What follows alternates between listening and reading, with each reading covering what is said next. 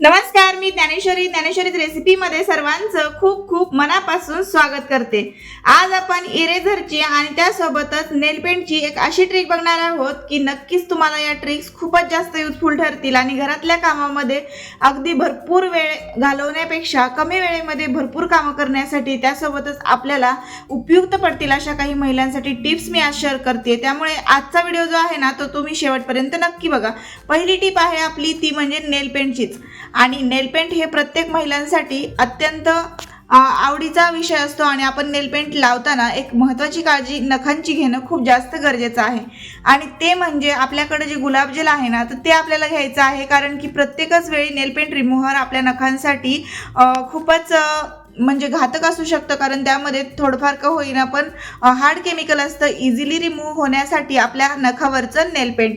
आणि त्यासाठीच आपल्याला वारंवार जर हातावरचं नेल पेंट रिमूव्ह करायला त्याचा वापर करावा लागत असेल ना तर ते खूपच जास्त आपले नख जे आहे ते खराब होतील यासाठी आपल्याला खूपच भीती असते आणि त्यामुळे बऱ्याच वेळाना आपल्याला ते सूटही होत नाही आणि खूपच प्रत्येकच महिलांकडे ते इझिली उपलब्ध असतं असं नाही। त्यामुळे आपल्याला काय करायचं आहे की साधं गुलाबजल घ्यायचं आहे जे आपल्याकडे प्रत्येक वेळी नक्कीच उपलब्ध असतं आणि ते घ्यायचं आहे।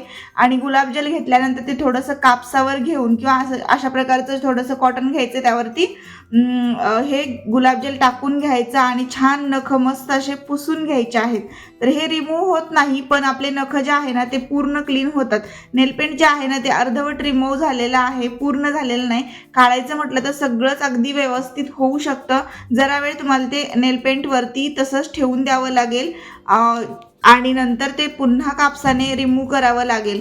तर अशा पद्धतीने मी काय केलेलं आहे की नेलपेंट रिमूव्ह करण्यासाठी गुलाब जेलचा वापर केलाय, पण नख जे आहेत ना ते अत्यंत स्वच्छ असे झालेले आहेत। उजव्या हाताची माझी नख बघू शकता, ते पूर्णपणे डल दिसत आहेत आणि त्यावरती एक प्रकारचा लेअर दिसतोय जो थोडासा खराब आहे, काळपट आहे। आणि ज्या नखांना मी क्लीन केलेलं आहे ना तर ते नख अगदी पांढरे शुभ्र असे छान निघालेले आहेत। आणि अर्धवट राहिलेले नेलपेंट आहे त्यावरतीच मला त्याच रंगाचं नेलपेंट लावायचं होतं, त्यामुळे मी यावरती दुसरं नेलपेंट जे आहे ते अशा पद्धतीने अप्लाय केलेलं आहे।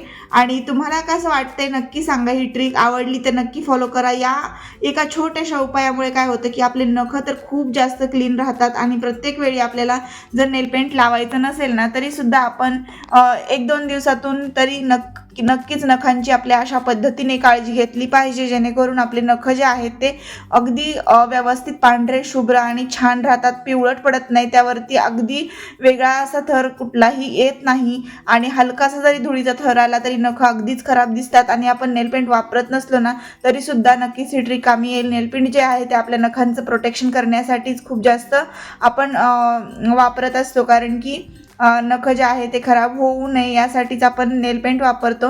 पण बऱ्याच वेळाना नेलपेंट नाही वापरलं तरी सुद्धा चालतं। उजव्या हाताला मी नेलपेंट कधीही लावत नाही, कारण जेवणामध्ये नकळत चुकून आपल्याकडून हे नेलपेंट जाण्याची शक्यता असते, त्यामुळे मी उजव्या हाताला नेलपेंट लावलेलं नाहीये। शक्यतो खूपच युजफुल अशी टिप आहे महिलांसाठी। उजव्या हाताला नेलपेंट आपण कधीही लावायचं नाही। त्याचं कारण असं आहे की स्वयंपाक करताना आपल्या भाजी किंवा मग आपण जे काही स्वयंपाक बनवत असतो पिठामध्ये किंवा पीठ मळताना त्यामध्ये जाऊ शकतं आणि ते जर नेलपेंट आपल्या आहारामध्ये गेलं तर नक्कीच आपल्या आरोग्याला खूप मोठा धोका पोहोचू शकतो आणि त्यापासून वेगवेगळे आजार देखील क्रिएट होऊ शकतात शरीरामध्ये। त्यामुळे आपण काय करायचं आहे की छान असं हे नेलपेंट फक्त नखावरती छान अप्लाय करून घ्यायचं आहे आणि त्यानंतर बघू शकता खूपच छान दिसत आहे। आणि नखांची काळजी घेतल्यामुळे हे नेलपेंट जे आहे ते लावल्यानंतर आपल्याला अगदीच छान असा फिलिंग येतो आणि नख जे आहे ते आतमध्ये अजिबात त्यावरती धूळ अडकलेली नाहीये। तर प्रत्येक वेळी नख जे आहे ते नक्की क्लीन करून घ्यायचे। ज्यावेळी आपण नेलपेंट लावतो ना